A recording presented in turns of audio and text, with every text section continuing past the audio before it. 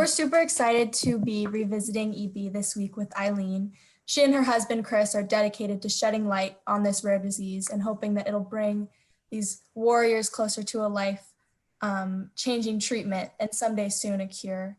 She's worked tirelessly to give her 5-year-old son, Brady, a cure, and working with EBRP on the board and just overall just doing so much to use what she has and work closer to a cure with EB. So thank you so much for being with us. We're super excited to talk to you. Oh, thank you guys. I am too.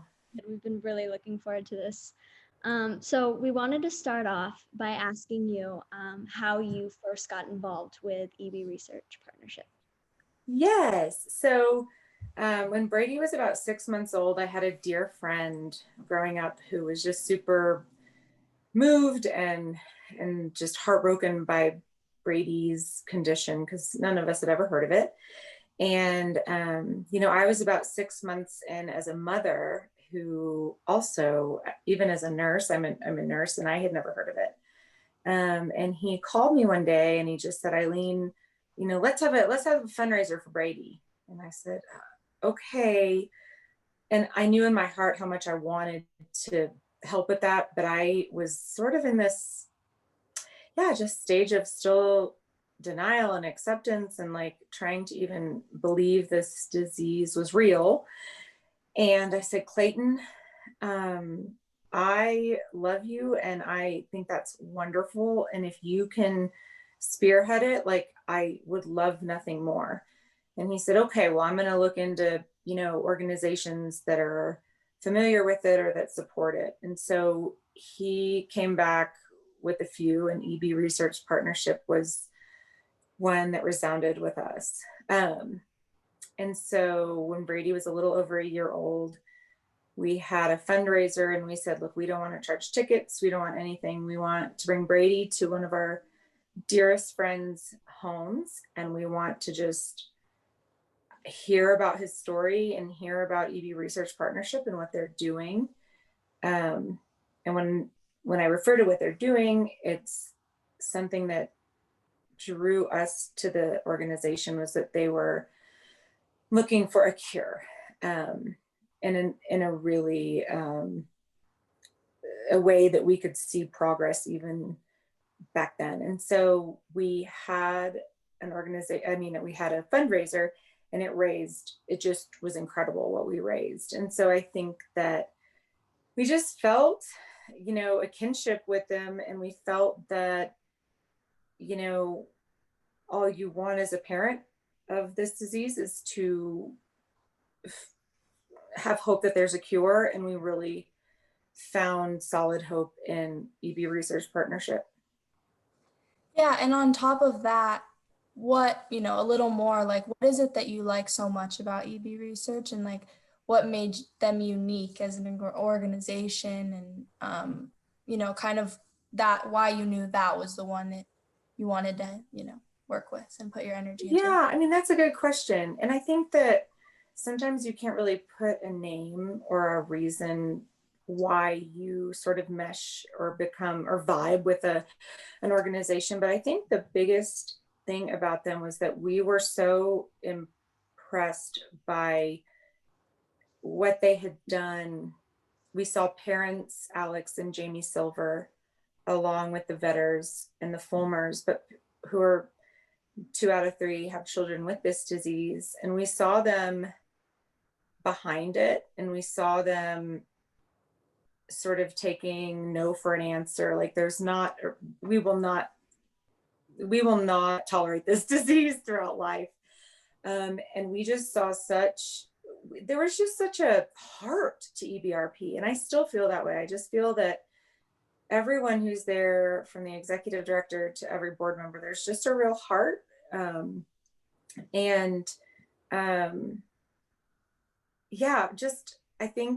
think all I can say is that from that fundraiser,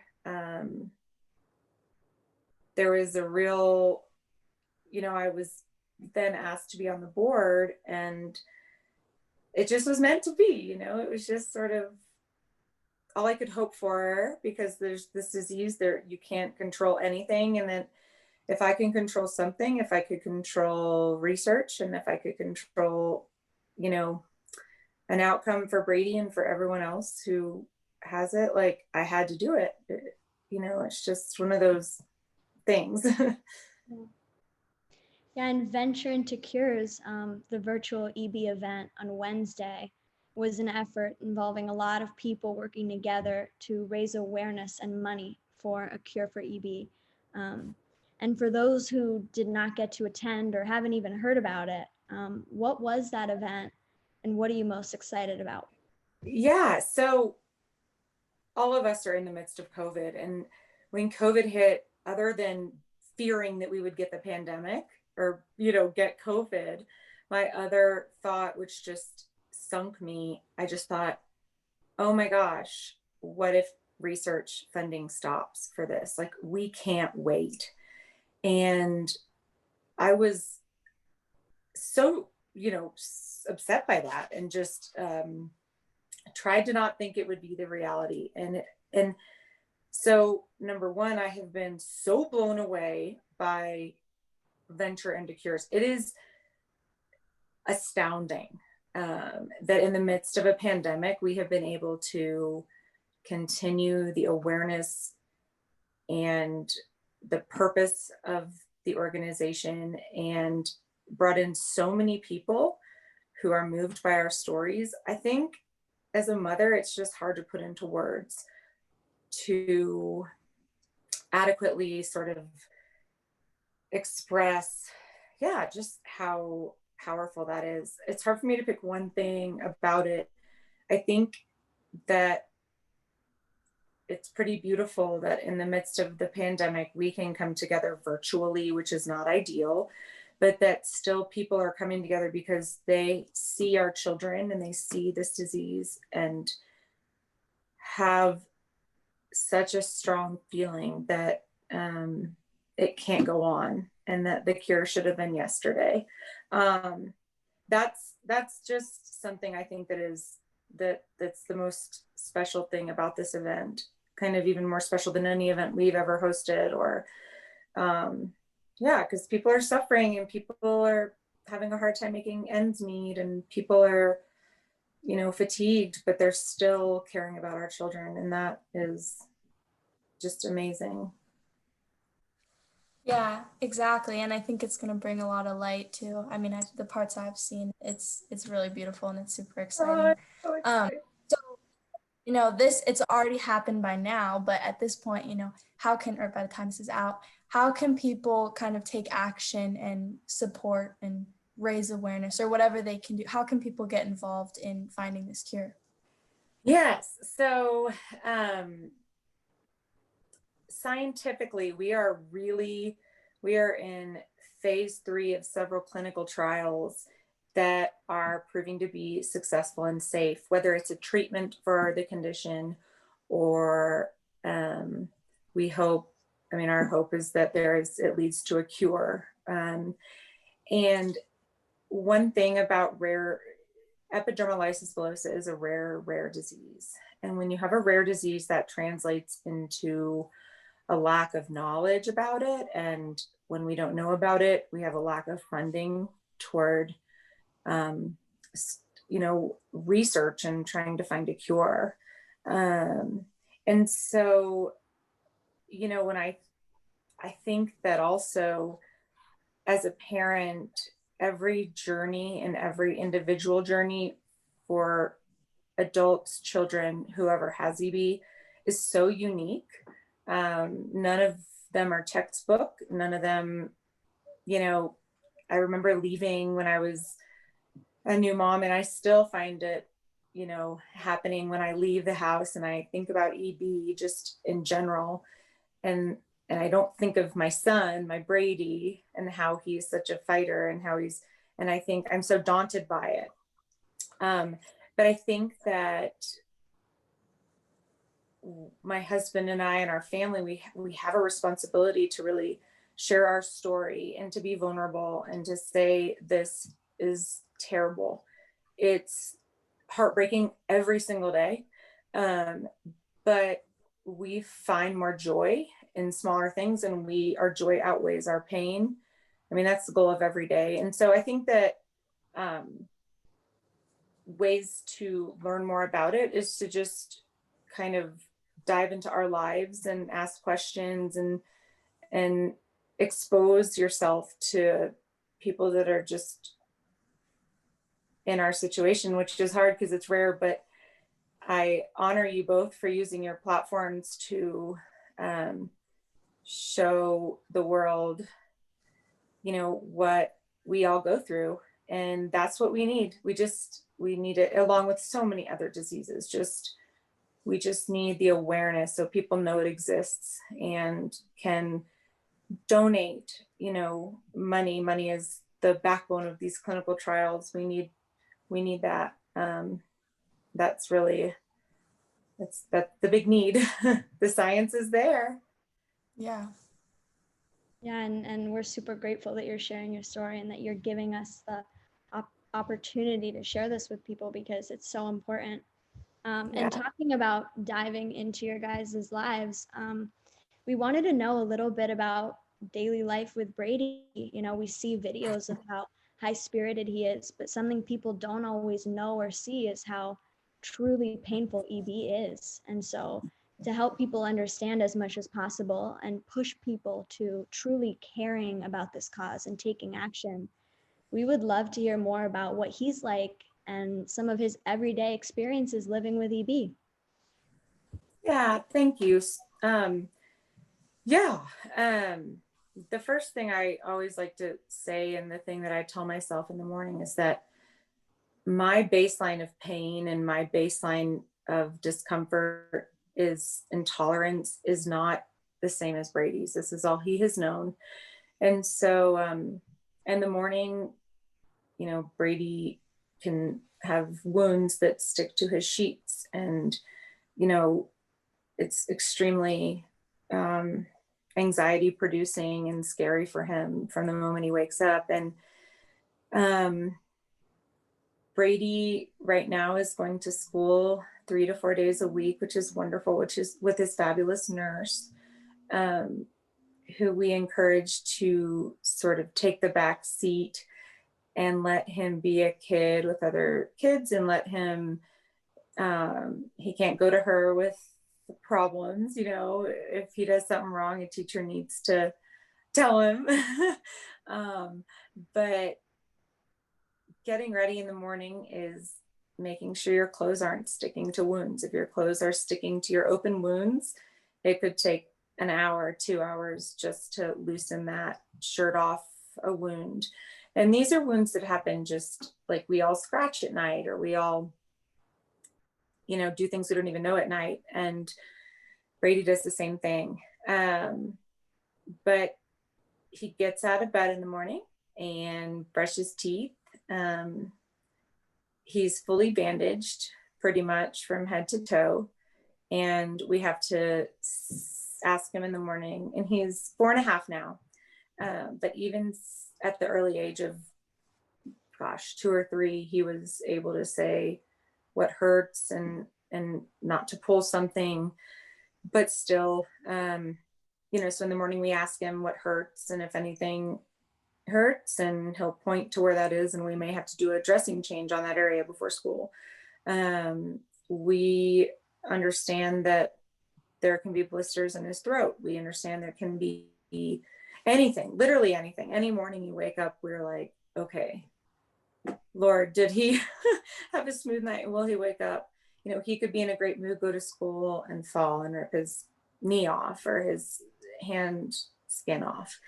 And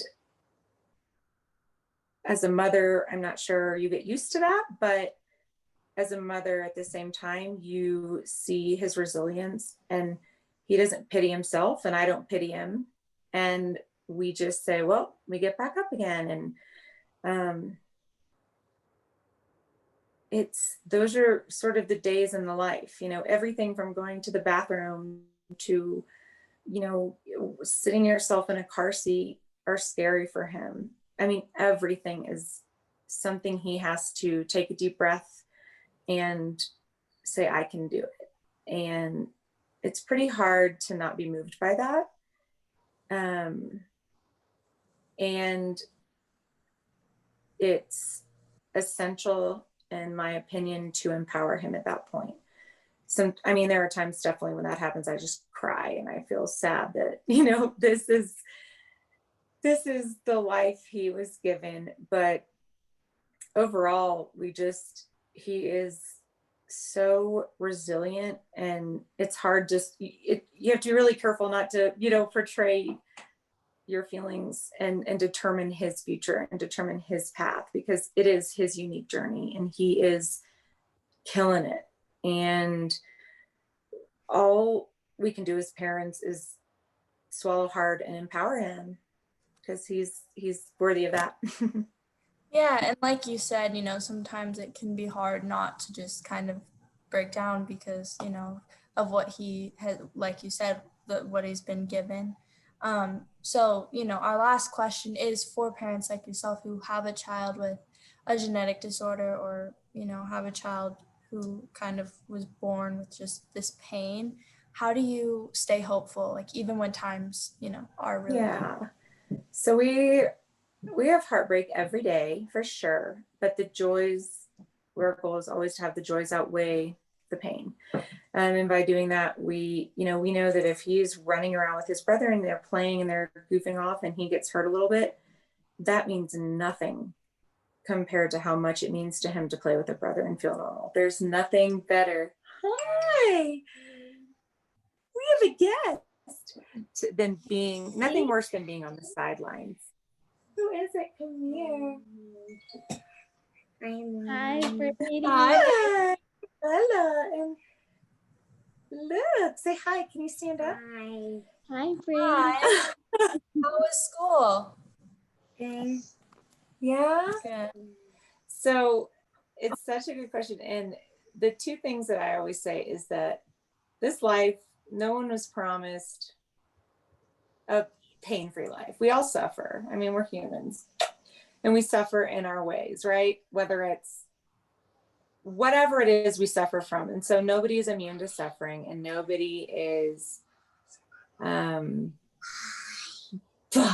precious. He's a little child. He had a good game. No one's immune to suffering. And so that's just part of our human existence. And that's what it is. And then nobody's promised tomorrow. So Brady can have his condition, and it's terrifying. Many days imagining, I try not to imagine, because I don't accept it, because I think we're going to find something to help him, to make him have a wonderful life, but that we're not promised tomorrow. Brady isn't, but neither are we. And so I find a peace in that. That's kind of how you move on. And as a parent, if you don't have hope for your child and what you see in them and the little creature you created, what else do you have? Then you're despairing. You either believe or you don't believe in them. So I think that, it's just believing in your child and believing in what they're made of. Yeah, no matter what it is, you can find, peace, and it can alleviate your anxiety or stress if you do what you can to change that. So for sure. And we do believe, and we're honestly so inspired by you guys and Brady. Oh, I know. Thank you, Layla. Thank you. It's hard not to be. It's hard not to see him and say, you know what? I know we can't compare our journeys, but I can do it. It's amazing to realize what we humans are made of. We're made of really good stuff, and we, that's the example of it. I mean, I think that Evie is, and I know I have a child with it, but I'm familiar with so many diseases, as we all are. And I think that like a child who lives in daily pain is a pretty good barometer of like what humans are instinctively capable of. Like, we are made to be strong, resilient people. And I'm inspired by that. And he helps me get through my days. And my older son, Leo, and my husband. And I mean, Leo loves him but we also, like, if he's being a stinker, we're like, you know, you can't just be a stinker because you have boo-boos. I mean, your brother can't clock you if you're being a stinker. We just got to keep it real, you know, but it's isolating to have a child with something that's so visible, and people tend to be kind of freaked out by. And so we really want to always empower him, and that empowers us as a family. Yeah. Well, thank you so much, Eileen, for sharing You're your story. welcome. Now it's time to take action. Please go support EB Research Partnership. And if you missed the event that they just did, you can find it on EBRP channel. And then Yes. make sure that you are following our friend Brady at Brady the Brave, well, Brady.the-Brave. And just be there for him and support him, and we will find a cure as we work together. And thank you so much. You're so welcome. Yeah, thank you. Thank you both. I'm very impressed by you two, and I'm hopeful for you guys as role models and just lovely women and strong women. So thank you for including me.